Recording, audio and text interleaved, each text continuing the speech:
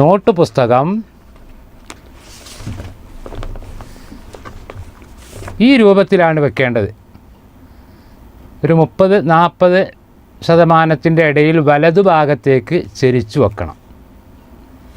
നേരെ വെക്കരുത്, കുത്തനെയും വെച്ച് എഴുതരുത്. എഴുത്ത് ഭംഗിയാകുന്നതിന് ഇതൊക്കെ തടസ്സമാണ്.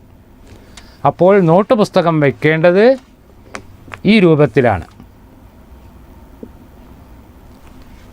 ഇനി പേന പിടിക്കേണ്ടത്, പേനയാണെങ്കിലും കടലാസ് പെൻസിലാണെങ്കിലും പെൻസിലാണെങ്കിലും എഴുതുന്ന പേനയുടെ അല്ലെങ്കിൽ പെൻസിലിൻ്റെ അറ്റത്തു നിന്ന് ഏകദേശം 3 സെൻറ്റിമീറ്റർ മുകളിലായിരിക്കണം പേന പിടിക്കേണ്ടത്, പെൻസിൽ പിടിക്കേണ്ടത്. പെരുവിരലും ചൂണ്ടുവിരലും കൂടി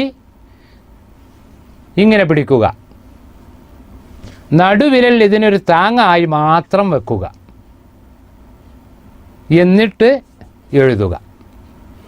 ഞാൻ ഒരു സാമ്പിൾ എഴുതാം ഈ പറഞ്ഞ രൂപത്തിൽ.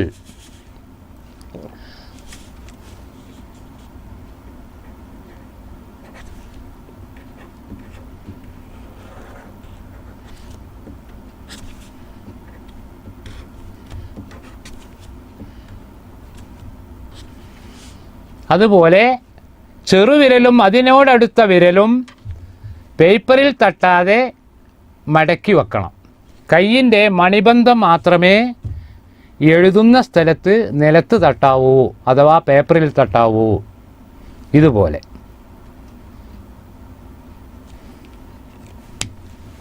ഇനി ഇരിക്കേണ്ട രൂപം, എഴുതാൻ എങ്ങനെ ഇരിക്കണം? ശരിക്ക് നിവർന്നിരുന്നാണ് എഴുതേണ്ടത്. കുട്ടികളെ യാതൊരു കാരണവശാലും കുനിഞ്ഞിരുന്ന് എഴുതാൻ സമ്മതിക്കരുത്.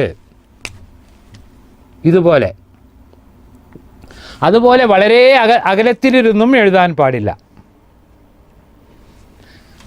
എഴുതുന്ന വ്യക്തിയുടെ കണ്ണും എഴുതുന്ന പ്രതലവും തമ്മിൽ 30 സെൻറ്റിമീറ്റർ അകലമുണ്ടായിരിക്കണം. അതിൽ കൂടാതിരിക്കലും കുറയാതിരിക്കലുമാണ് നല്ലത്. കണ്ണും എഴുതുന്ന പ്രതലവും തമ്മിൽ 30 സെൻറ്റിമീറ്റർ അകലം. ഇതാണ് ഈ സ്കെയിൽ, ഇത് 30 സെൻറ്റിമീറ്ററാണ്.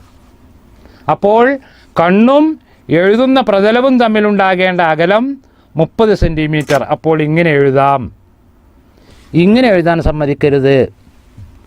അതുപോലെ കിടന്ന് എഴുതാനും സമ്മതിക്കരുത്. ഈ പറഞ്ഞ രൂപത്തിൽ പെൻസിലൊക്കെ പിടിച്ച് നല്ല ഭംഗിയുള്ള ഒരു